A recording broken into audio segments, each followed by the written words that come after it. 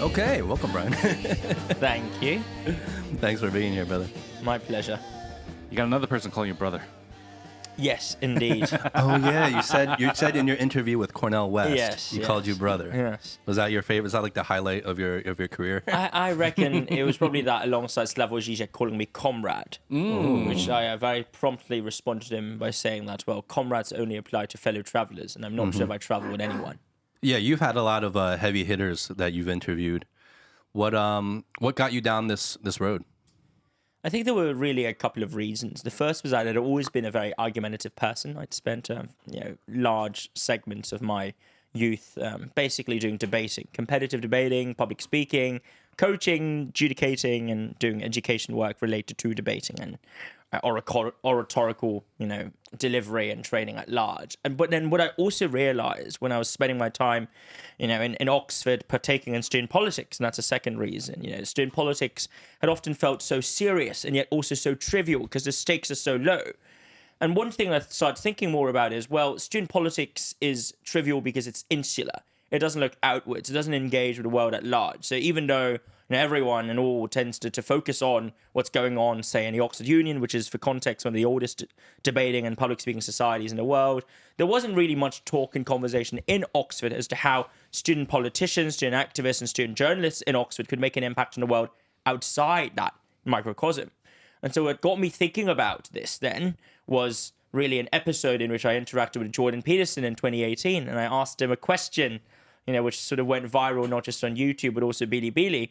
And that sort of almost proved a point to me that I'd been musing over all along, that maybe as Oxford students, we have a responsibility to ask difficult, tough questions of world leaders, of thinkers, of academics, beyond just a microcosm of Oxford, to engage the public, to engage the world at large, not through an air or some sense of self-superiority, but instead with an attempt to bridge that gap between the proverbial elite or the proverbial circles in which folks speak in a particular way, as with Oxford and Cambridge Lexicon, and the world beyond. So that's what got me, to start a new publication, an independent publication called the Oxford Political Review, and it was through that they then came to interview alongside many of my co-founders, of course, folks like Chomsky, Slavoj Žižek, Cornell West, Peter Singer, but also Shashi Tharoor, Jeffrey Sachs, and Kevin Rudd along the way.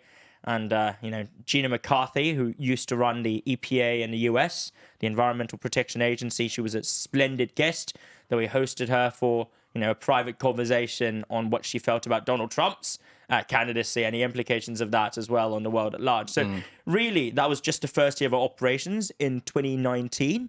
And of course, since then, because of the pandemic and because of the emergence of online media platforms, we sort of took off alongside the wave, right, of online media, of Zoom-based interviews. And since then, the publication's been up and running for the past 5 years and a half. Yeah, So, you've been making some big moves from the get-go, some big name guests as well. Wait, going back to, you said you had a viral interaction with Jordan Peterson. I'm not familiar with that. What was the question you asked him? Yeah, so, full disclosure, I have strong thoughts and reservations about Dr. Peterson, but I can share them with you maybe later on in this conversation. But in any case, he came to Oxford, and I think Jordan, being his usual eloquent self, was very good with words, and he basically offered a very extensive tirade and attack on what he termed to be political correctness and his tendency to self-censor and this fixation upon sounding PC on campuses. And he points out quite correctly, right, that there are worrying trends of increasing polarization and the formation of echo chambers, which, according to him, and this is where he gets into the really sort of philosophically fuzzy part of the conversation, he says, well, the pursuit of truth is a life and death matter, and free speech is a life and death matter because it allows us to unlock the truth. So we need free speech in order for us to arrive at the truth eventually, because short of that, how can we ensure that the best views are heard and platformed? So I asked him a question, I said, Dr. Peterson, I agree with you that there are concerning signs of extremization or more polarization on campuses, so on and so forth. But here's my question for you. In certain instances where speech is in fact a hindrance to our pursuit of truth because it crowds out, it shuts out, and it alienates individuals who could otherwise be contributing towards discussions on the ground, what do you make of these forms of hindering speech? Okay, speech that's an impediment to our pursuit of truth, given the weight you assign to truth. Do you not agree that we should place some restrictions on speech like that? And he says, yeah, we should place restrictions on speech like that. Oh, he actually said that. He said that. So I said, okay, my follow-up question then is, what about hate speech laws, which you so vehemently opposed and abhor? Then he backtracked and said, well, we can't let the government define what hate is and isn't.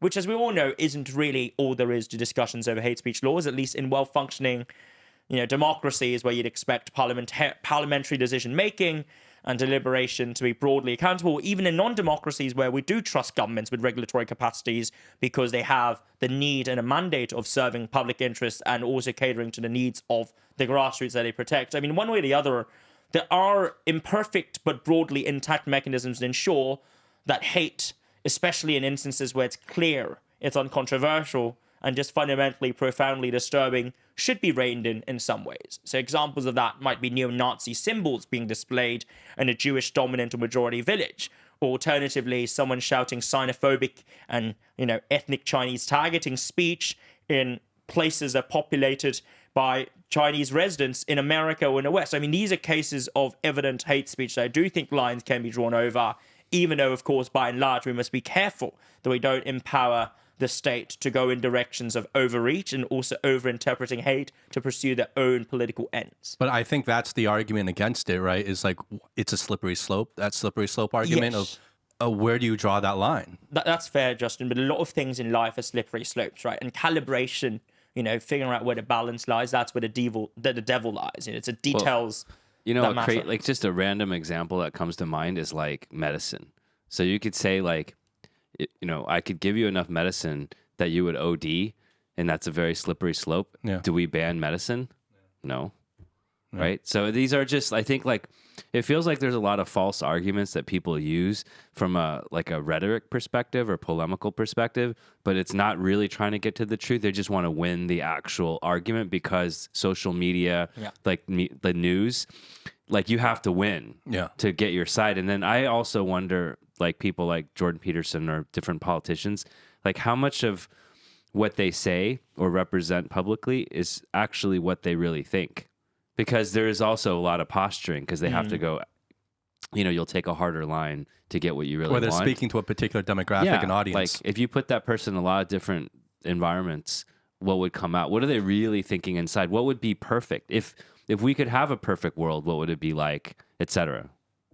I think that's absolutely right. If you look at a lot of politicians around the world these days, right, the public statements they put out, Suella Braverman, who recently came out with this tirade against what she termed to be the rainbow faction within the Conservative Party, and full disclosure, she used to be the Home Secretary under both Liz Truss and Rishi Sunak, and since the Tories experienced a huge landslide defeat in a recent election, obviously the talk is now over what next, right? Who's going to be the next leader of the Tory party in the UK? And Suella Braverman has basically come out with this hard conservative stance, saying she thinks gay people, she thinks trans individuals, all of this talk about LGBTQIA plus diversity has harmed and tanked the Tory party's chances, and she wants to turn the party into one that truly serves conservatism in the UK. But at the end of the day, how much of this is what she genuinely believes, and how much of this is just posturing to court the electorate or the selectorate within the party?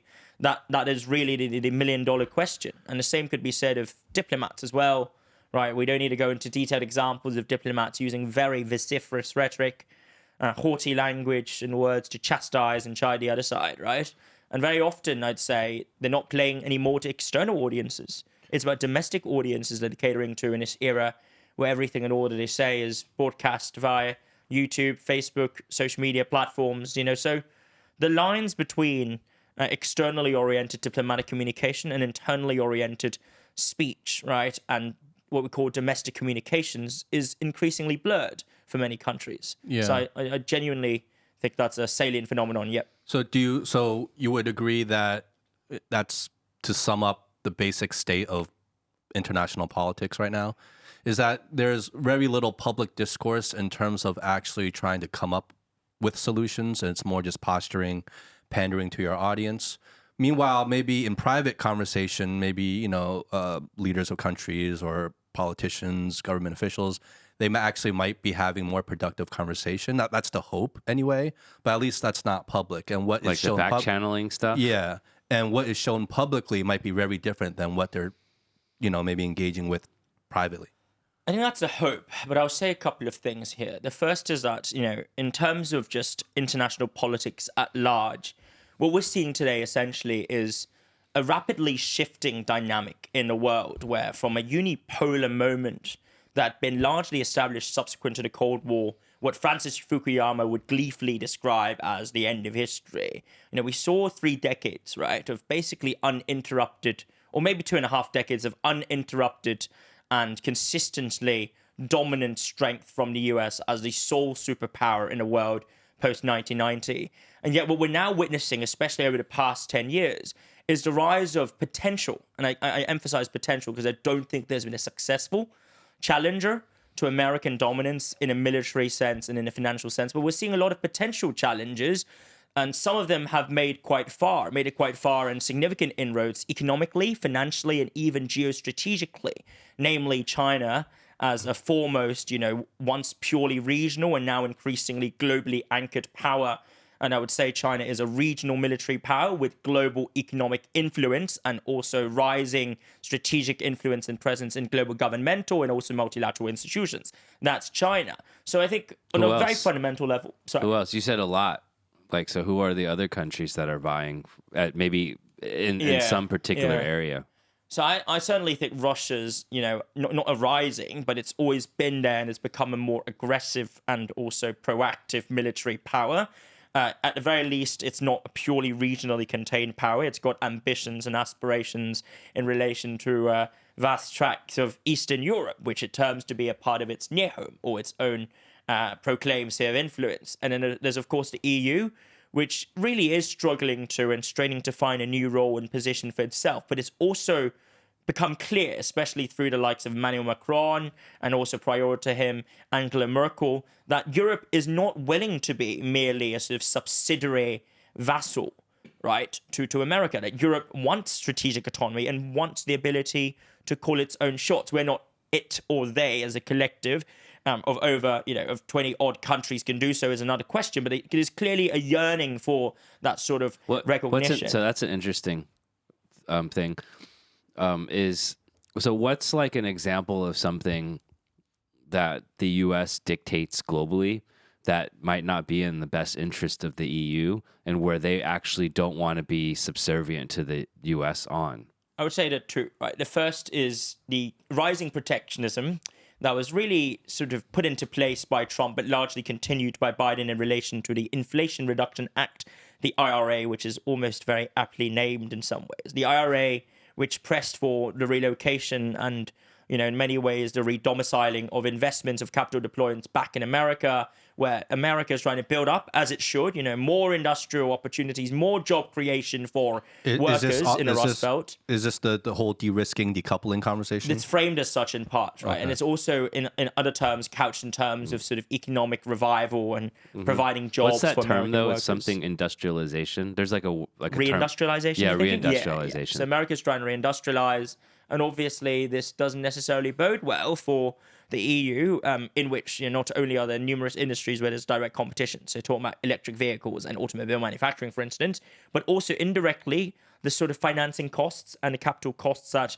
European firms are now faced with, and the fact that many of them can't easily redeploy their assets and capital to America, unlike American firms and capital that historically had, largely invested in Europe as an alternative manufacturing ground, specializing in different kinds of manufacturing to the US. So in short, I think economic protectionism. They can't put their money over here because there's competition here as in America or here as in China? No, I mean so Europe can't deploy capital to the US as easily as US deploying to Europe? I think it's a case of both familiarity and also understanding of the ecosystem, as well as to some extent that European firms just don't have the kind of resources of scale to build something that's meaningful and separate from their American partners on American soil. Well, that's why so many European leaders are still making, to this day, visits to China. Exactly. To build the trade relations, build manufacturing relations, because they still need it. But kind of to the dismay, I would think, of the U.S. leadership. Well, I think Biden understands, right? Biden is pretty fair, ultimately, and he's seasoned, and the people around him are not ill-informed. By the way, we need to talk about all the debates. Other Biden stuff, but not now. That's fun stuff to get into. few of those Jon Stewart Daily Show videos, Yes. So and it's funny. just like it didn't just So start funny. now, like years ago. It's it's been this brutal. way. But the writing had Anyways, always been on a wall, and I guess we're just biding our time. But anyway, the second There you go. Okay. Sorry, There you sorry, that was a go. bad joke. There you The second thing I was going to say, or the second cleavage really, is over China, which is to say that I don't think most countries in the European Union, despite what you might have seen in relation to the aftermath of the movements in Ukraine and the ongoing conflict in Ukraine, and despite of course, the recent NATO declaration and statement, and all of that aside, most European nations do not want to be dragged into a world and into a world order where you have to choose between a US or China. This is not a choice that most countries around the world in Southeast Asia, in the Gulf, or in the EU that they would like to make. And the reasoning for that is very basic. It's about domestic interests. In a world where China has such overwhelming advantages in advanced manufacturing, and not just cheap labor, which used to be its primary selling point, but also advanced technologies, basic research and whatnot. China clearly is a key nod and a key sort of part and component of many a supply chain. And yet, on the other hand, no European nation would say, just for the sake of making more goods via China and setting up more JVs in China and access to the Chinese market, that it would therefore part ways with America. This is illogical given that America remains still by far the most capital-rich country or singular country in the world, and also the financial, institutional, and interpersonal ties between European states and America. So I'd reckon that the EU, unlike the US, is not really keen on sort of seeing the relationship with China through the lenses of great power rivalry. And that's because Europe has never wanted to become a dominant pole or a dominant power in the world over the past 100 years, right? Maybe prior to World Wars I and II, yes. German and the Ottoman, the British empires, French Empire, you name it. But this is a very different Europe from the one that existed 150 years ago. And that's why I'd say on this front again, right, when hawks in Washington say, well, we have to see the world through lenses of these Manichaean lenses of good versus bad, good versus evil, you're with us or you're with them. Well, I'm sorry, but that's not what 80% of the world's population, and also I'd say 90% of our countries in the world, in terms of net numbers, are willing to see or wanting to be a part of. who was the first president in the U.S. or who was the first, group of people that started viewing China as a threat? That's a great question, Eric. Many folks would say Donald Trump was a turning point. I don't agree with that narrative. I think it started way earlier than that. earlier. So what you really have to look at is the emergence of the neoconservatives, okay, under Bush, and that retained influence in the first term of Obama's days. Folks like Condoleezza Rice, Well, the Clinton administration and was Dick also Cheney, yeah. Rumsfeld. Many of these folks who were behind the Iraq War were also in turn responsible for identifying what they viewed to be America's potential threats and possible threats or constructed threats. And that's not just because of the alignment with their worldviews, right? Which I do genuinely believe that they, at least many amongst them, sincerely believe that the world is to be viewed through lenses of good versus evil, and that America is always unequivocally good, and those who challenged and thwarted or potentially thwarted American authority would therefore be evil. I do think that they are true believers, and many of them are true believers in this narrative. But there's also an element of interest, And that makes sense because you can't separate, like, good sometimes just gets conflated with me. Exactly. And evil just gets conflated with anyone who goes against me. Our attribution bias, moral tribes, So right? it's not just a U.S. thing, but when you are the most powerful, Yes. then you probably think you are better than, then you sort of get this sort of God complex. That's right. But I would also concur with you that this is not just a US thing, right? To be fair to the US and to be fair to many of these politicians, it's a great power thing. Or not even a great power, just having a lot of power in certain arenas gives you that natural sort of sugary rush, right? That sense that, hey, I'm one of the big boys now. I get to call the shots. I don't need to take the terms that you dictate. And this is a sentiment and feeling that's shared across many, many dominant powers throughout history, whether it be the British, the French, or even if you go way back, the Polish, Lithuanian Commonwealth, or the Golden Horde, the Mongolian Empire, the Ottoman Empire. There's always this belief that if you are sufficiently powerful, you should be allowed to decide on the rules that bind and govern you. Well, and because by who's going to extension, stop you? Rules that govern others. Well, Exactly. what is it? Might makes right. Exactly. And not saying that's right, but I'm saying that's how people perceive to be, historically speaking, right? No. Grotius and whatnot.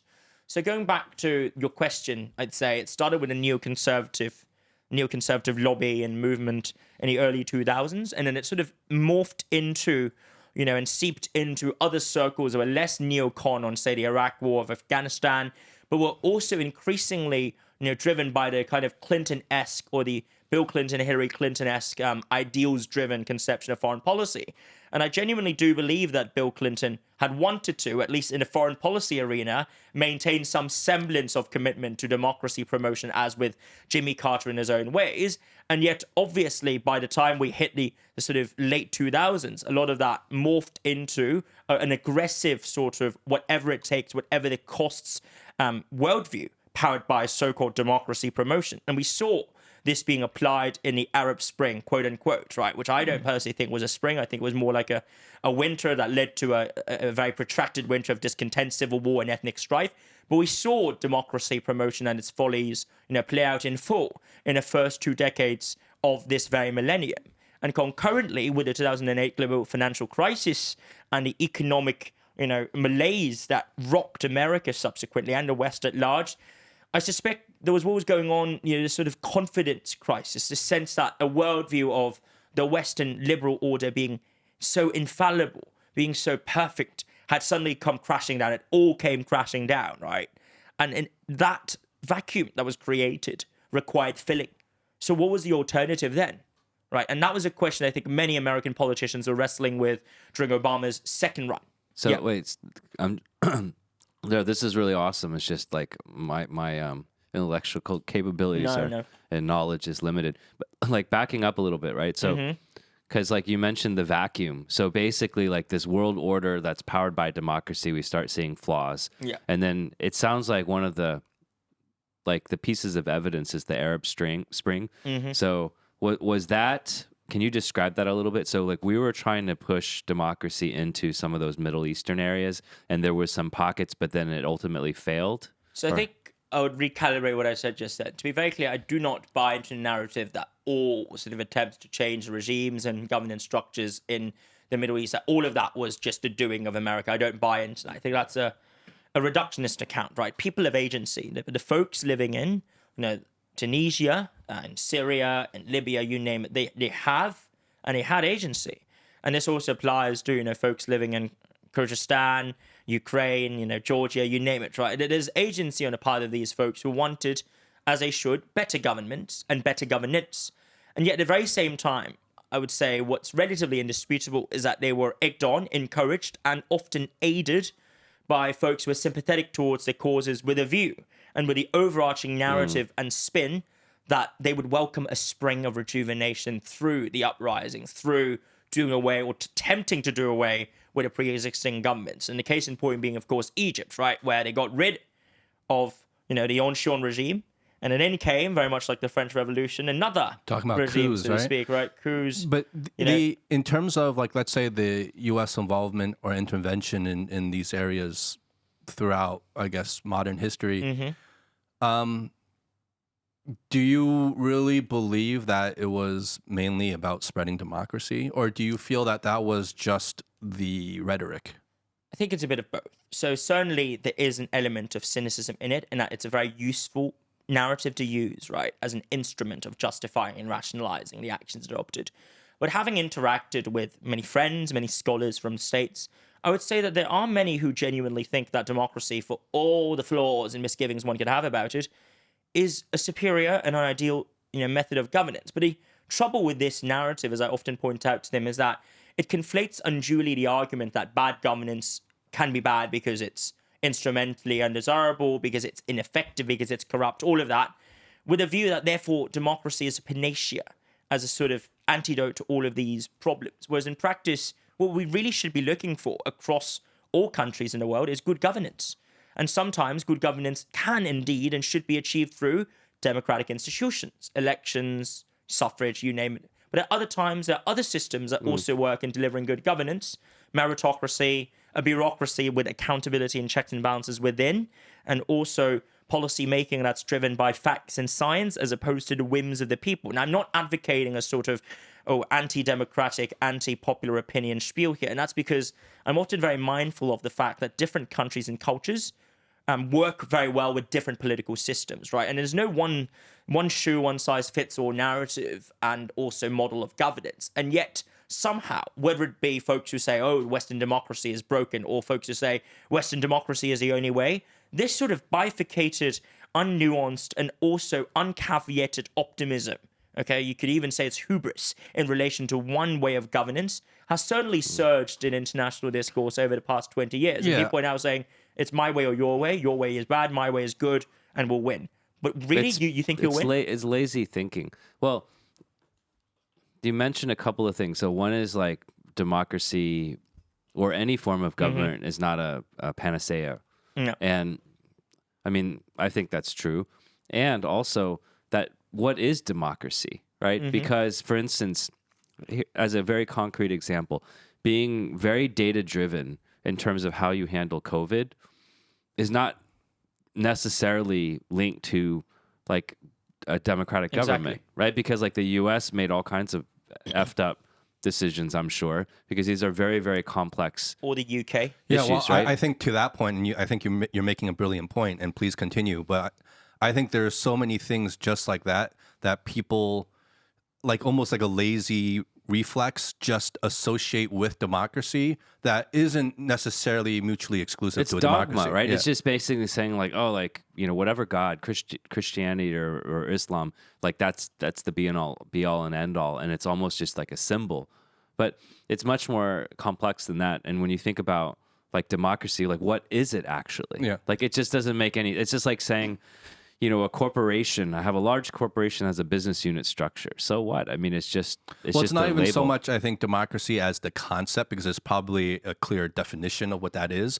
But I think what you're reminding me of is like the interpretation. Now, this can be a controversial take, but honestly, I don't really think that America really has a democracy. I would characterize it more as an oligarchy. I think it's run by the rich, and the rich have the power there, whether they're politicians, whether they're corporations, whether they're entire industries. I think it's the people who have the money who are really making the moves, because if you look at different lobbies, if you look at people who donate to the campaigns that get people elected, they donate huge amounts of money for people to even be able to run, let's say, for office. And so wouldn't it be just reasonable for you to think that once they get into office, they are in some way subservient to the people that funded their entire campaign? There has to be certain promises made, right? So I just, in my sense, that's what it is. I just feel it's under a veil of like, oh, well, at least you get to pick who to vote for based off of this handful of people we put in front of you, right? It just... I think we need to differentiate between two senses of democracy. One is a sort of very textbook nominal, thin definition, which is, you know, folks can vote in open and uninterfered with elections, and folks can run in these elections for political office, full stop, across all levels of government. And yet the second, and that's a deeper level of meaning that I think that both of you have been trying to strike at, is a sense of substantive democracy, that people really do have the ability to call the shots over their own fates and over their own government, so to speak. Now, I would say that the first sense of the word democracy is pretty clinically applicable. You just look at how the elections are run. You look at the fact that are you trivially, legally speaking, prohibited from running, or can you run and can you vote? You know, is there enfranchisement, so to speak? But it's where you get into second definition, which I suppose is what many of these claims of democracy being better for the people are actually dependent upon. That's where it gets quite tricky and murky, right? Because as you said, you know, you need lots of money to partake in races in the US. In the UK, a vast majority of MPs are chosen by the party leaders through a consultative mechanism, sure, but internally selected and parachuted into safe seats, parachuted into seats that are guaranteed to win, very often with very weak constituency links and connections with the people. Now, Germany and also Netherlands and other European countries tend to use proportional or adopt proportional representation, which seems to be on surface more representative and therefore substantively democratic. But even then, there are questions over the stability and predictability of government policy making. So if you look at the sort of traffic light coalition in Germany right now, or God knows what the coalition is going to look like in France after, this recent election, is it true that the wills of the voters and the interests of the voters are fairly and accurately represented by the representatives in governments?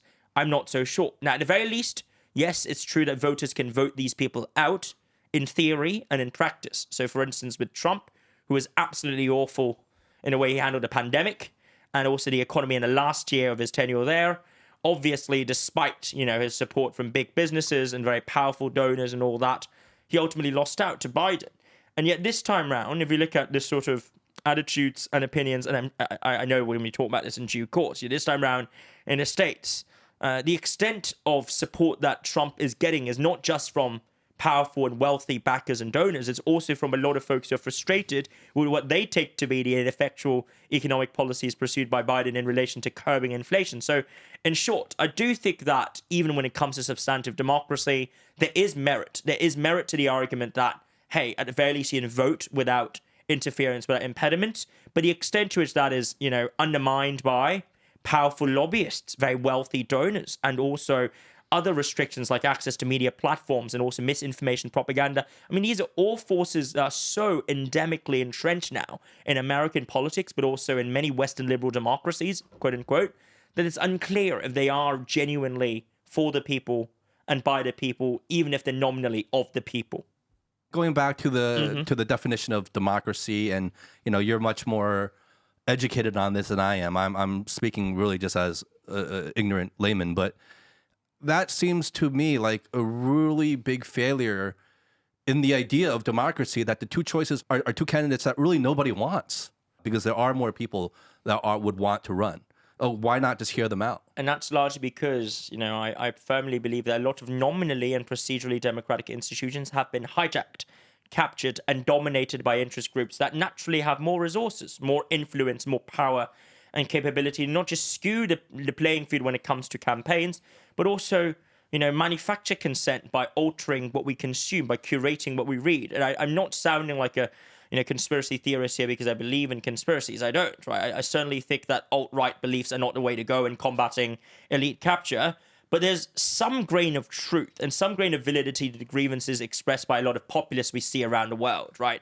Mélenchon in France, for instance, or, even some folks would cite the Bernie bro phenomenon in the US, or Jeremy Corbyn in the UK. And the reason that explains, or the account for this sort of frustration, is that the elite have largely managed to curate a system, in their opinion, in the eyes of the people, that exclude and crowd out those who are not, say, graduates from the top Ivy institutions and end up, landing a job in Goldman Sachs or McKinsey and whatnot. That if you're not a part of that narrowly defined pipeline, you wouldn't be able to access real political power. And that's why the frustration that's pent up, that's built up, is so palpable, and it's felt across the economic left and right. It's felt across the culturally left wing and progressive and the culturally conservative and right wing. And to me, that's the most damning indictment of democratic institutions as opposed to of democracy. Democracy itself can be a sound ideal, but the implementation of that's where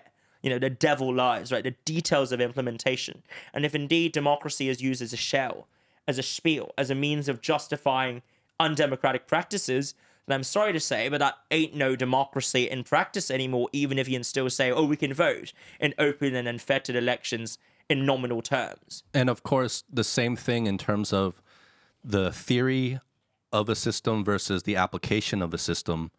That can be applied to communism as well, of course, and we've seen Absolutely. that in the past. Or meritocracy, or bureaucracy, or Republican states, all of these ideals. But I'm curious, right? Because that's like one perspective. But like, in what large organization, and like a country, a nation state, like these are the largest, like on Earth, right? But even if you look at like large multinational corporations, like what organization at that level can just like have myriads of choices? Yeah, like anybody. If you look at it like a massive Fortune, 100 corporation. Like, can anyone become CEO?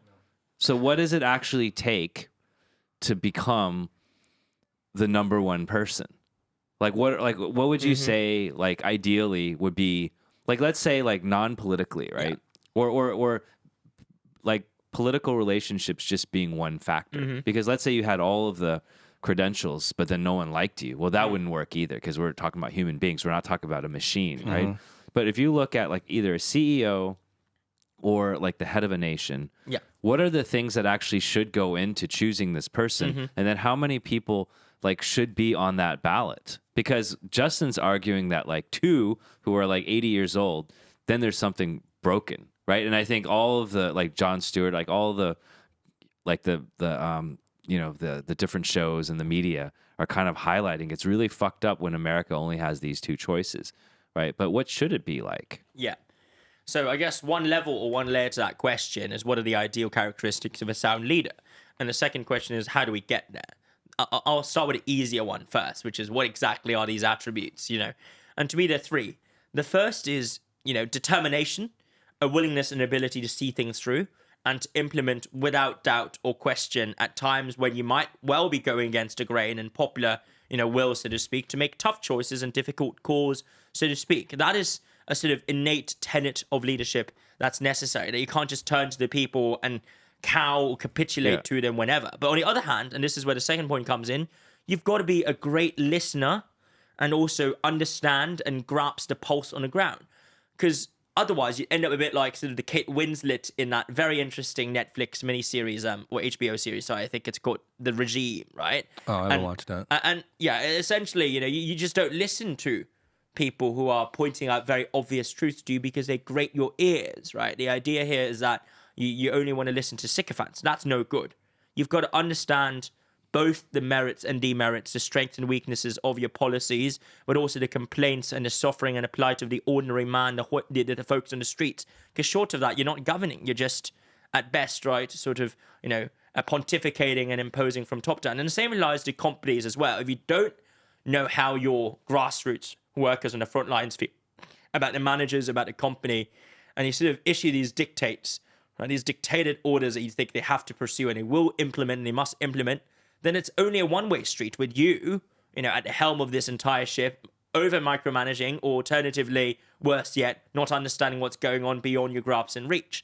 And that, of course, ties me on to the final point, that you need ability, skill set. So in the context of companies, you need folks who actually understand the industry, who can manage, who can lead, who can inspire, and also point to and identify new solutions and new strategies where needed. And if they don't know what's going on, they can outsource, and they're willing to outsource it to people who know better. And in the case of governments, of course, you need leaders with a vision, with an accurate and educated understanding of global politics, geoeconomics, energy, climate change and new technologies. And in fact, I'd posit that if you have a world leader who doesn't understand the difference between strong AI and weak AI, then it shouldn't be a world leader. If they can't tell you, what AGI is or could be, then it shouldn't be. So if we go back to, like, Trump 2015, like, how well does he do on that last point? Because he became president.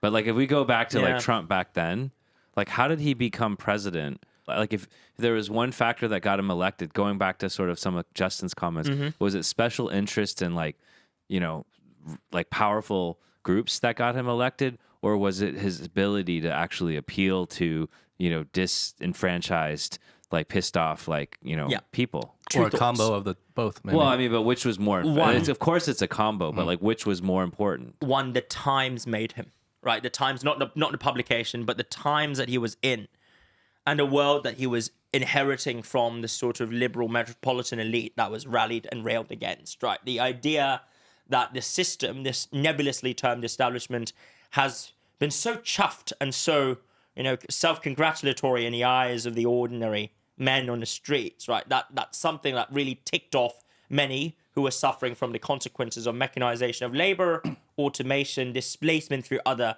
reasons. Some say it's globalization, others say it's to do with a failure on the part of the American system to invest into high-skilled oriented education. One way or the other, these are all structural causes that gave rise to a very large group of disenfranchised individuals, And it just happened to be that whilst Hillary Clinton is, she's very capable in many ways, right? She's incredibly, knowledgeable. She understands the American political machine, Congress, and Capitol Hill probably better than most, in fact, many other former presidents. And yet Clinton just happened to be someone that was unable to connect with and, in fact, castigated, right? She castigated many of these folks as the deplorables, as a basket of deplorables. So she missed point number 2. Right.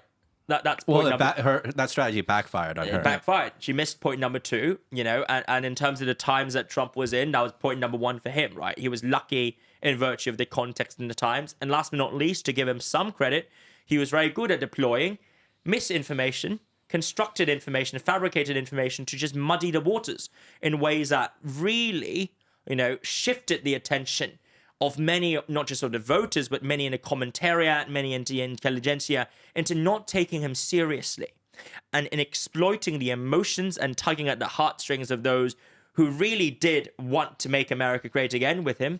He was able to convince them that he was the man. But just because he's a great salesman, which I don't doubt he is in some ways, doesn't make him and did not make him a successful president, especially when you look at domestic policy and also economics. Well, real quick, I just think from my perspective, I was just saying to Justin before, I'm kind of far away from following up on politics and stuff like that. But just from the outset, I can almost relate it to marketing, right? And I feel like Donald Trump, when he went in, he kind of understood the game. He wasn't going in as a typical politician. He understood that what he promised or what he said didn't really matter at the end, right? For him to become president, it didn't really matter. What he needed to do was speak directly to the people and what they wanted to hear. And it's like 包装. It's like MAGA, Make America Great Again. That's the slogan. It's like you're selling a new product out there, story. Right? Yeah. What's that story? What's that slogan? What he did was actually brilliant from a marketing perspective to get the support of the people to knock out his opponents. Yeah. He just threw out all these great slogans. Build a wall. It was so easy to just understand. Build a wall. I can, anybody can just understand that. Yeah, keep those people out. Build a wall. As opposed to, we need immigration policies. Yeah. You know what I mean? That's not going to speak to the common person. But Exactly. build a wall is going to speak to the common person. That's the big mistake that a lot of other politicians make because they're still using rhetoric that like the common man's not going to understand. And I feel like the Democrats just constantly do that. You know what I'm saying? Absolutely. And it's not just about the language and the terms and the complexity of it all. It's also about the frames, right? In the case of Trump, it's always about America and American first. Now, what counts as an American? To me, it's really in relation to supporters, right? A bit of a dog whistle for the kind of wops that would support him, even though there's some eroding support amongst them too. But at the end of the day, he understood very well his audiences and told them, "I'm here for you. I'm not here for policies. I'm not here for facts. I'm not here for science. I'm here for you." And it was that constructed personal touch alongside, of course, the emotions that permeated his rhetoric, this sort of emphasis upon the spectacle, the tension, the drama that people loved. They loved it. They loved it. Well, right? he exploited, like you said, the times right there where people were really feeling this frustration. And we're living in a digital age where this information gets spread out so easily. Think about the Hunger Games. Why did Capital citizens enjoy the Hunger Games so much? It's because it's a spectacle. We like the X Factor, we like The Voice, and we like reality TV shows. And it was that yearning for entertainment, right? On a part of many in America, including folks who would otherwise describe themselves as decent, liberal, open-minded people. But he just thought, hey, maybe this guy could bring them the change they'd always wanted. Yeah. And of course they tried that. And 4 years on, they realized, no, the change that they got was, well, it led to an insurrection, right? But short of that, and before then, it wasn't really this moment of awakening or reckoning either amongst many. They were still living the dream of having someone who was, in their eyes, not from the swamp, not from the quag, not from sort of the traditional pipeline of politicians who were different. And it was that difference that created excitement and instilled a sense of enthusiasm that, frankly, as much as I still find Hillary a very interesting and in some ways respectable politician, I don't think she offered that to her supporters. What about Andrew Yang? I don't know enough about Andrew, must say, but I would say, judging by many of his policies on crypto, on UBI, on engaging with, I suppose, what he views to be the malaise and the anxieties of Gen Z, he's certainly got a political touch and sense or an acumen in him, right? But frankly, some might say he's been somewhat outshone and also overshadowed by the rise of the squad, right? People like the AOC and Ilhar Omar, and et cetera, et cetera. Andrew was always a very interesting character. I think most obviously because he is also Asian and Chinese, and that kind of resonated with me. Like, it's time we saw like a leader that kind of represented us ethnically a little bit. So that was interesting as a novelty in itself. But it's interesting to see a lot of his ideas, especially around technology and AI and work displacement, kind of be re-talked about now as like a really credible, and not just credible, but like urgent topic to talk about. For sure. Whereas when he was talking about it, especially on the debate stages, no one really cared. No one wanted to engage with him on that. I don't think like he was screaming from the mountaintops about it, but it wasn't like so much in the zeitgeist at that point where I think politically it was a hot issue. But now it's so different. Absolutely. We're living in an era where I personally think we're not thinking hard enough about the implications of AI for labor, for employment, and for jobs. I reckon this is a serious socioeconomic crisis. I'm going to use that word. And that's for the simple fact that we don't need AI to do exactly what we do. That's not the point. It's not about getting AIs to replicate what humans do literally, right? That's largely the sort of straw man argument that we hear, folks pushing back against. They say, don't worry about it. They can't do what we do. We don't need washing machines to do what we do when it comes to washing clothes. And yet washing machines have largely replaced hand washing in many places, in many contexts. And the same could be said of the white-collar jobs AI is coming after, right? We don't need it to be perfect, but nor exactly would bosses want and need people to be absolutely perfect, employees to be perfect in copy editing, proofreading, translating. Now, there are jobs that I think are less immune to AI-based automation and replacement. So very social contact heavy and intensive jobs like podcasting, for instance. I would loathe to do a podcast with an AI. It would be terrible. Or alternatively, contact and deeply tactile, jobs like nursing. I wouldn't necessarily trust a nurse AI or nurse robot, an embodied AI to care after my ailing, relatives, so to speak. And yet, when it comes to jobs that are largely text-based, codifiable, or even not codifiable, easily learnable, accountants, being one of them, and also junior lawyers in another. Frankly, these are the jobs that I'd say AI would be coming after over the next 10 years. And almost all of them are entry-level jobs. Well, probably not even, right? 10 years is a long time. Well, I think over the next 10 years, we're going to see a sort of rapid phasing out of a lot of these jobs, at least when it comes to human beings working in them. And yet we're not talking enough about what to do. Is it UBI that we need to go for? Negative income tax? Deceleration, retraining, reskilling? It's hard to retrain and reskill. So what's the solution? Have we ever Come alive. have we ever had a period of time where we saw so many jobs kind of be obsolete, or is this sort of unprecedented? I'd say, firstly, we have seen with the previous waves of industrialization and industrial revolution, especially the second wave, the third wave, so the introduction of electricity and mass assembly lines and also machinery as means of augmenting certain forms of labor. We did see the phasing out, of manual labor or purely labor-intensive work that did not rely upon machines. Yes, that did happen. What we also saw occur concurrently was that these folks were able to transition, or at least their descendants and their successors could transition pretty easily and comfortably into new niches, into new job openings, right? So that's why... Due to technology, thanks to technology. But uniquely, when it comes to this wave, what I fail to see is for two reasons. Firstly, the difficulty and the barriers in creating additional value in relation to and using AI. I'm not saying you can't create or bolster your own productivity with AI. I mean, we can do that because we all work on laptops. We use AI to supplement and aid us.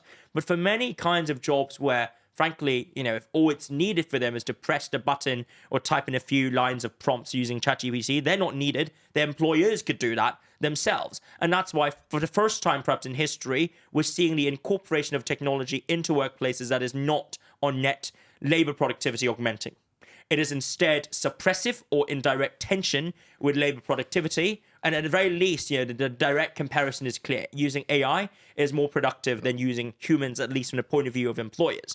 And secondly, to be able to find new meaningful jobs and gainful employment for the kind of white-collar jobs that are going to be, displaced, right? I'm looking here at the research by, say, David Altor on a matter, and also Moravec actually came out with this theory where he says it's easier to automate, cognitive tasks that are relatively programmable and learnable than manual, tactile and also coordination intensive tasks like picking up this water bottle, which is very hard to do accurately for an AI powered robot. Either way, it's hard to see how these folks can transition so easily to new forms of employment. I mean, what are the new jobs? So There's no obvious place to go. What does that right? curve look like? So let's say, how many people live in America? 330 million, something like that, right? So if we need like data to visualize this stuff, right? So like, is there some kind of like data points or graphs that show over time, let's say, because I would argue that this is like the speed of this is happening is much faster than the industrialization. That's the big problem, because then you don't have time to like invent other jobs or have people transition, learn new skills, right? Because it's just happening like that. But let's say we look at like a 10-year or 20-year arc. What percentage of people, of the 330 million people, will not actually have something to do because the AI is in there? Is it like 50%? Is it 10%? I mean, There are lots of numbers and stats out there. If you go to the McKinsey Global Institute, they have their own numbers. And if you go to look at, say, Otto and Salomons, they've done work along those lines. I put together a paper recently looking at the normative and political implications of these numbers, of these trends. But one thing I did say, and I would repeat it here, is I don't think there's a very systematic or structured approach just yet that's undertaken to critically examining the following questions and differentiating between the following two questions. One, what jobs feature skills that may be partially or completely replaced or performable by AI? And two, what are the jobs that would be eliminated by AI? These are two different questions because, if you think about it, right? Back in the days of, say, the earliest, I'm just raising a hypothetical here, banking. Banking was not done using laptops or computers or AI. The most prototypical banks operated with abacus, right? And manual calculations. And yet banks have survived. Bankers have survived, right? They've found new ways of applying new technologies to keep doing the thing they've done for thousands of years. This is one way of looking at it, which is to say that even if certain jobs feature skills that could be replaced or are vulnerable to, being completed and performed by AI, these jobs won't go obsolete. And that's also the definition that means that I'm sometimes quite skeptical of reports that say 70% of, our jobs feature skills that could be replaced by automation. This is a serious problem. But then I would say, well, let's take a step back. Let's hold on, right? Does that therefore mean that these jobs would be gone, or does it merely mean that they have to adapt? So that's one question I have, concerning numbers along those lines. And yet there are also studies that say, no, we're explicitly talking about jobs that will be eliminated, okay? They'll be gone. How do you know? How do you arrive at these numbers, right? What's the methodology? What's the percentage of what they say jobs that will be eliminated? Some say, 20.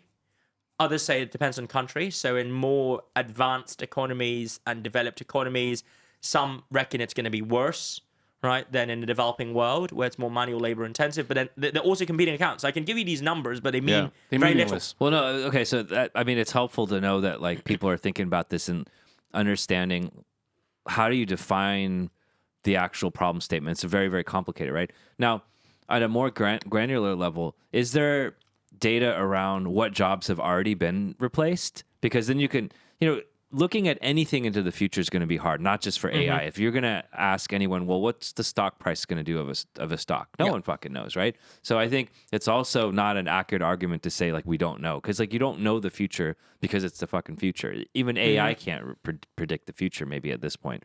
But if we look sort of what's already happened, well, number one, like those two questions, we can at least look at data that's already happened, like what jobs have been partially replaced, what's been totally eliminated, and then what actually happened to these people. Because if you view AI as a form of computing, well, before we had computers and electricity, I mean, that's a pretty fucking big change, right? And you can argue that AI and AGI is going to be even bigger than that, but no one can argue that computing was not a fucking massive change where people at the time were probably shitting their pants too. Yeah. Right? No, that's a super fair point. And I think Or even when the printing press was first, people were shitting their pants. Fucking fire. Right. Literally. The wheel. Yeah. So But like what's some of the But data I saying? still think it's different. You can't use that as a comparison because this technology is very different than just a simple now tool. there he goes again. No, but honestly, no. What I wanted to go off on what you're saying is that I think there's like two levels to this, right? So one thing you're saying is eliminating jobs. Another one is like a decrease in jobs, or maybe some sort of a change in the transformation, right? Yes. You're saying. So I think right now the only thing that we can see in the near future is transformation. I don't think we can see really what is going to be the 100% elimination, maybe in some jobs, because if you just look at AI right now in its current iteration, it's not that powerful. Well, no, it's all right. But I want to go to that question. So what has changed so far? Like knowing that, that's not going to tell us everything about the future, but like what's been the impact so far? Have people completely lost their jobs? Like people who, partially had their jobs replaced, have they found other things? Like what's the data say so far very, very early on? Do we know anything? So I'll firstly say I don't have specific stats on my hand right now, right? But what I will flag is that when we think about AI's impacts, we look at different phases and stages in which it's taken root. So you have, of course, the sort of generalized developments in AI, by and large, in a very academic and niche way throughout the latter half of the 20th century and the first decade of the 21st. And he had attempts to popularize it through introduction to Siri, right? You might remember Siri. Yes, Apple Siri, of course. And of course, the usage of AI and machine learning in particular in spheres like simulating chess games or an AI-powered debate robot. And that was in turn, what emerged towards the second decade of this millennium, right? So all of this is to say that the time frame that we're talking about here is very compressed. And finally, on generative AI, especially when it comes to GPT models, it hasn't been around on Earth for it's not even 10 years since the first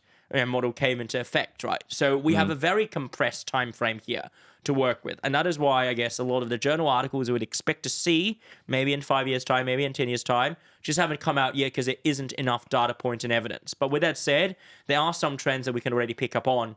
And that is to say that at the very least, OECD countries, what's been observed here is that in a lot of information and communication technology, jobs, especially coding and programming, there's been a decrease in job openings and also availabilities over the past few years in virtue of the fact that you can now use AI to do a lot of programming and coding independently of men and also manual labor, so to speak. And secondly, jobs like telephone, receptionists, right? And also call centers, again, that is a much talked about industry in developing countries where hitherto in India, in the Philippines, it's a very important pillar of service industry. And yet with AI-based chatbots, and who knows, maybe the phone that we picked up just then could well be AI powered, right? That is indeed another sector that's at risk and vulnerable. Now, do I have numbers on this front? No, but I think we need to go back and let's do the research. And if I end up being proven wrong, I'll change my mind and say, well, I was wrong. But at the moment, what I'm seeing here is that the plausible reasons suggest that these sectors are vulnerable. And of course, we all know the limits and limitations of AI. Let's not sort of fool ourselves and trap ourselves into thinking that AGI is coming or that it's inevitable or that we're going to have sentient AI, which is very different from AGI, by the way. But it is to say that we need to be cautious about not thinking long and hard enough about the employment effects and unemployment effects of AI. And more importantly, and this is very hard to quantify, the question of underemployment, right? So very often it's not about people losing their jobs and not being able to find new jobs. It's about the fact that these new jobs may not be ones that are most optimal or ideal for them, that they have to settle for less because that's just how the job market and the economy works at large.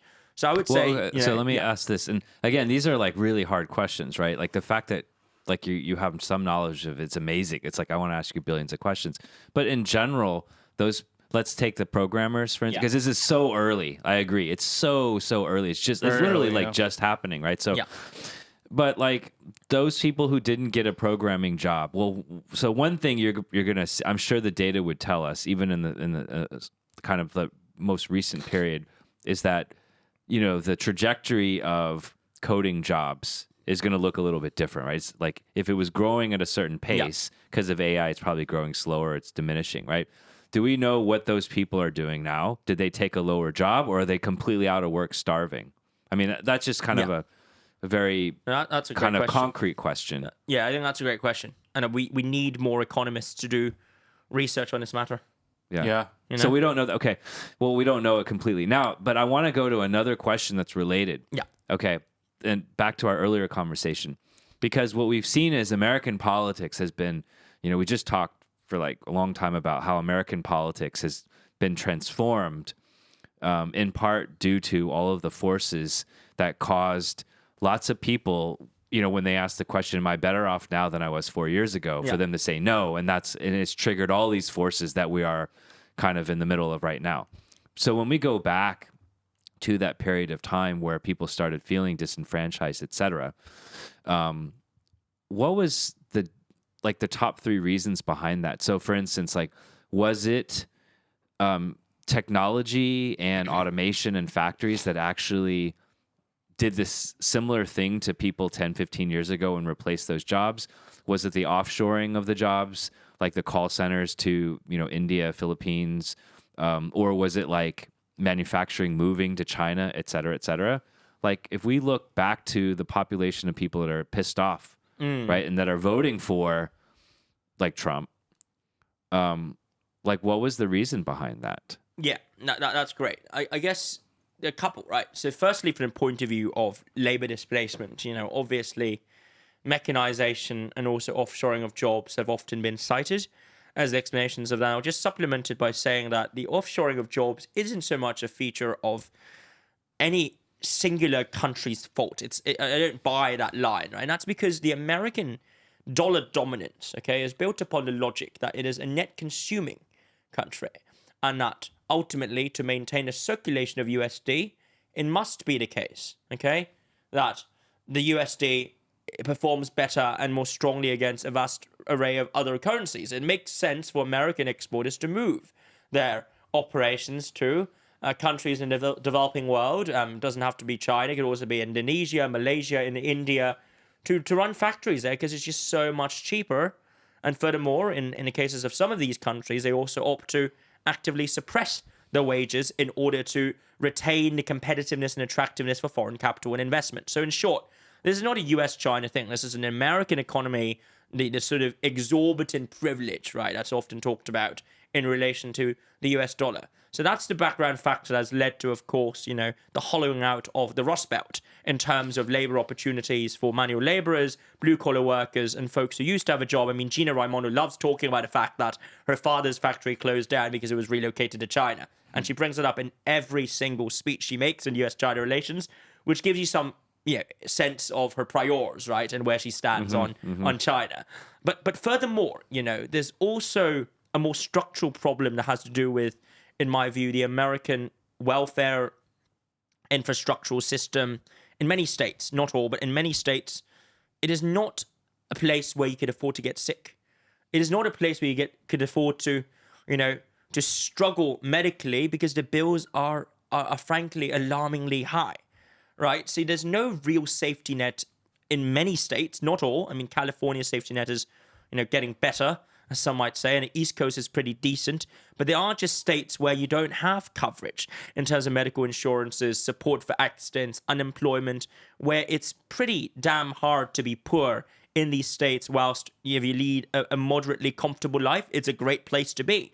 And that's the kind of America that has come to exist post-Reagan. There's sort of two cities, one city on a hill and another down there in a sort of hoodlum, so to speak, right? So, frankly, that to me predates offshoring, automation, and the neoliberalization of the economy at large, and has also created its own sense of frustrated and aggrieved individuals. And finally, just very quickly, on the element and the role played by cultural sentiments. There's a feeling, right, amongst many WOPs and conservatives that the America today is no longer the America they used to know. But what is the America they used to know? That is it really something that truly existed, or is it merely a construct that is deployed and crafted by politicians? Now, I'm more cynical. I tend to think that politicians play a key role in exacerbating the sense of grievance and sense of frustration towards the status quo. And this predates Donald Trump.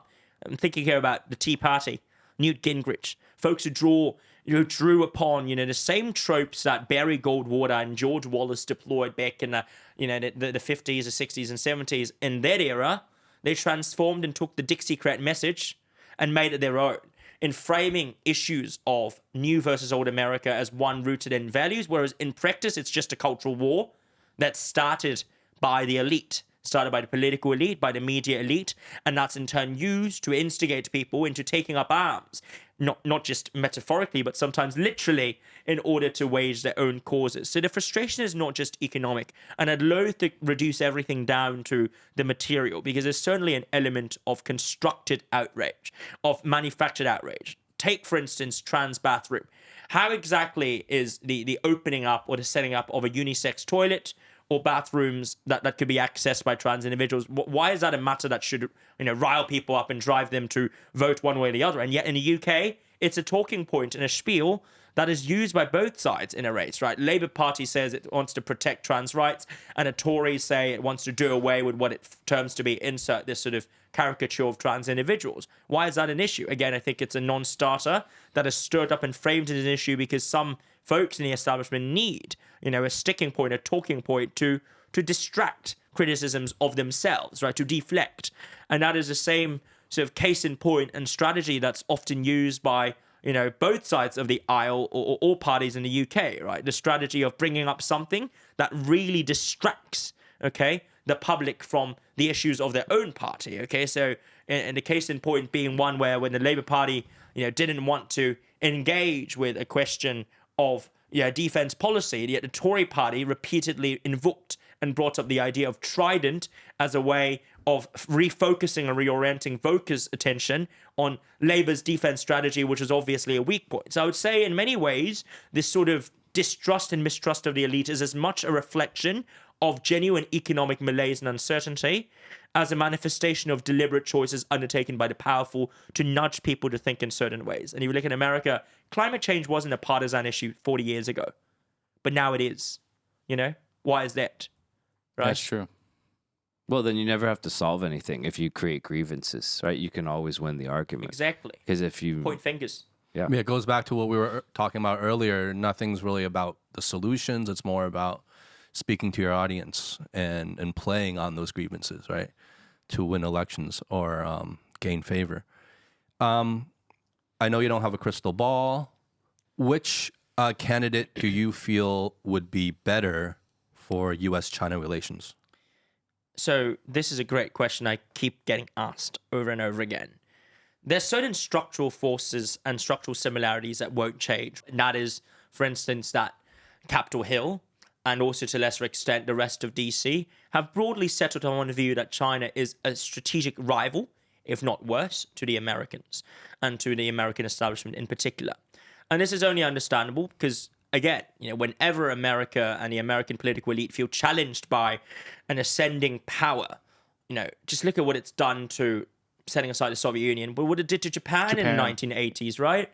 And now it's China, and who knows, maybe one day if China doesn't succeed or succeeds or whatever success means, maybe it's India. Who knows? They always have their there's a boogeyman. Consensus that not only is there a boogeyman, but there's also, this active need to contain the rise of an alternative rival that cannot be completely subsumed into the orbits. Either, they suppress the rise or they turn the rising power into one of them. And this is understandable. I'm not saying this is because Americans are bad people. They're not. But it's a natural reaction from a long-standing set of individuals who have enjoyed the privileges of being the unipolar, dominant country in the world, so to speak. But that won't change regardless of Biden or Trump. But what will change is the following. A, I'm more concerned about the individuals that Trump is likely to appoint his foreign policy team.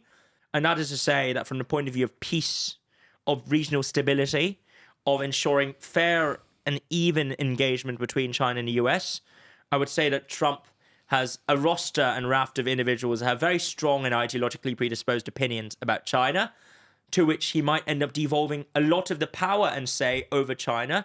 And that's because he wants to focus on his domestic agenda, which is getting even at the Democrats, right? Now, I think the people around Biden are ultimately either restrained hawks or they are more nuanced, right? Janet Yellen is open to engagement. Blinken doesn't understand that much about China, nor does Jake, right? But Kurt Campbell is dubbed by many to be a hawk, but I would say he's a pretty restrained hawk at the end of the day when it comes to guardrailing and setting limits to the boundaries of engagement and recognizing that you still need, as Blinken himself has emphasized, and Nick Burns too, that you need regularized academic and educational and youth engagements across the Pacific. This is important. Gina Raimondo, yes, is quite, cynical when it comes to Chinese and US-China trade, but she's not someone who'd go around blasting xenophobic statements about the Chinese or spreading conspiracy theories about the government here. If you contrast that against the likely lineup that Trump would have, I don't have a crystal ball, but you say Bob O'Brien, Matt Pottinger, Mike Pompeo. Pottinger maybe not because of what he said over Jan 6th, but Pompeo, for instance, Lighthizer in charge of trade, and a raft of other, pretty stern, pretty bellicose, and just ideologically driven or alternatively opportunistic politicians who see the China threat narrative as one that they want to construct, maintain, and preserve for vested interests. That is a group of people I'm far more concerned about in terms of volatility, in terms of the possible tail end risk and the downsides that are posed, especially to trek to people-to-people exchanges. So I don't buy into this narrative that they are just the same, even though there are lots of undergirding similarities, and Congress is going to remain unhinged and unequivocal in its attempt to pursue what it terms to be what I see rather as a new Cold War against China. It's ironic that we hear people, in the States saying that China and the US are in a new Cold War. I would say they're not.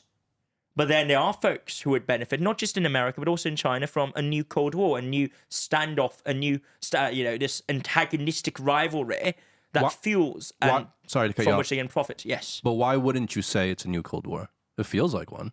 It feels like one, but if it's a new Cold War, then we have to use Neil Ferguson's term and approach to it, which is to say it is a Cold War that is utterly different from the previous one, and yet still cold and still a war, and that I can accept, right? So it is clearly not just an ideological rivalry that it just doesn't follow created, but the old model. It's not like the US versus USSR dynamic, right? The US and China are way more interdependent economically, interconnected economically, financially.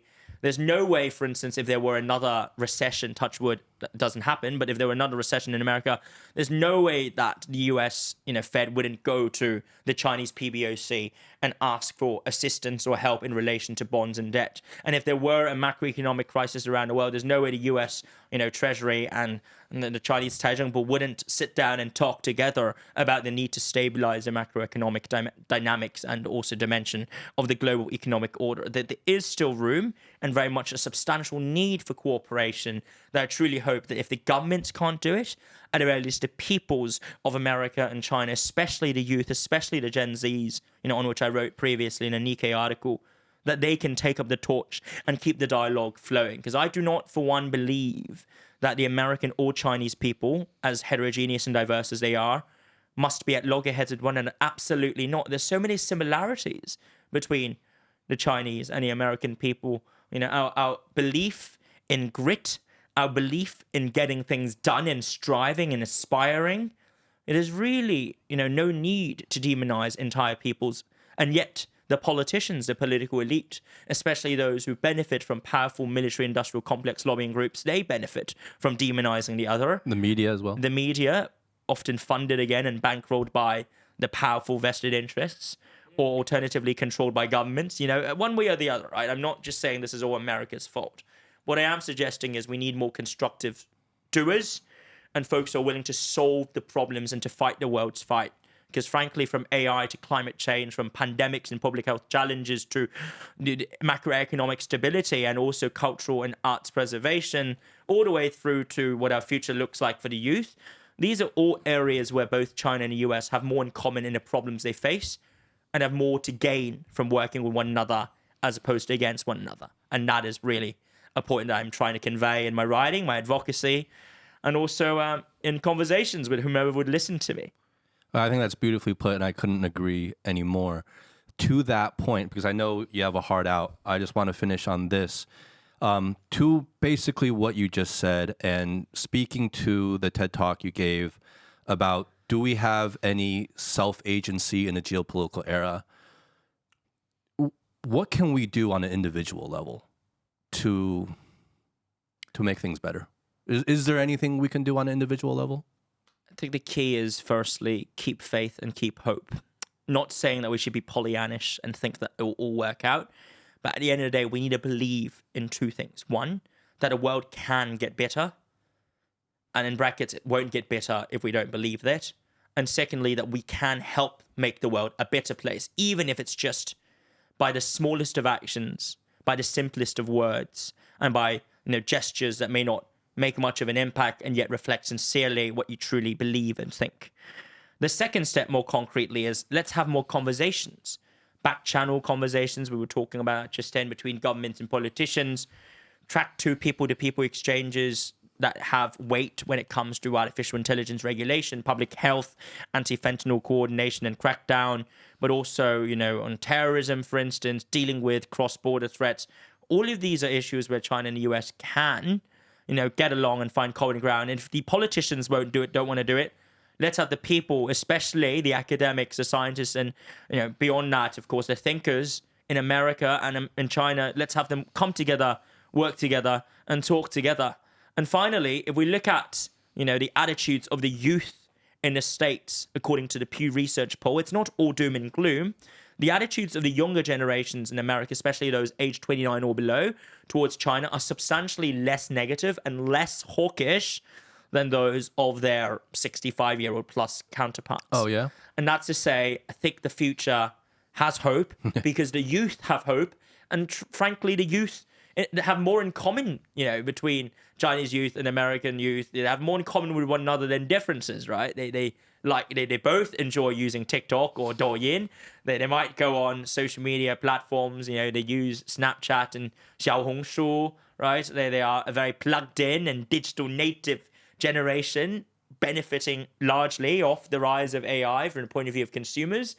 And they also have the same challenges and daunting tasks ahead. Arresting the free fall or the free rise in the Earth's surface temperatures in relation to climate change, figuring out how to deal with the economic and political uncertainty of a very fraught global situation, and above all, just making the most of what they have. I mean, these are commonalities that don't get talked about enough, right? We often hear talks of great power rivalry, competition, the negative stuff, ideology, my way of governing and your way of governing, you're wrong, I'm right. But what about we can be right together, we can be wrong together, and of course we know that the world at large and the relationship at large is going to be incredibly difficult. Yes, we know that.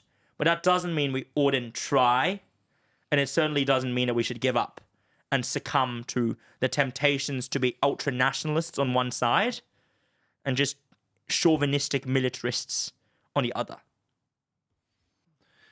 Brian, it was such a pleasure talking to you. Thank you, guys. Just knowing you and kind of hearing you talk and your perspective on things, and also given how young you are,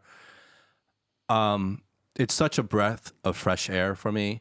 Just to know that there are people like you with more of a level head and I think more of a sober approach to how they're seeing the world and the worldview. I hope that you keep doing what you're doing, and my only hope can be is that there are more young folks who can think more, maybe more along the lines that you think on in terms of bringing the world together and kind of joining forces instead of polarizing ourselves so much, especially on these ideological lines. So thank you so much for being here. Thank you guys so much. This was such a fantastic conversation. I love THD. Thank you. Nice. Oh, nice. Thank you, guys. Thank you. Well, that was Brian. I'm Justin. I'm Howie. And I'm a friend of the world. Me too. Be good. Be well. Peace. Peace.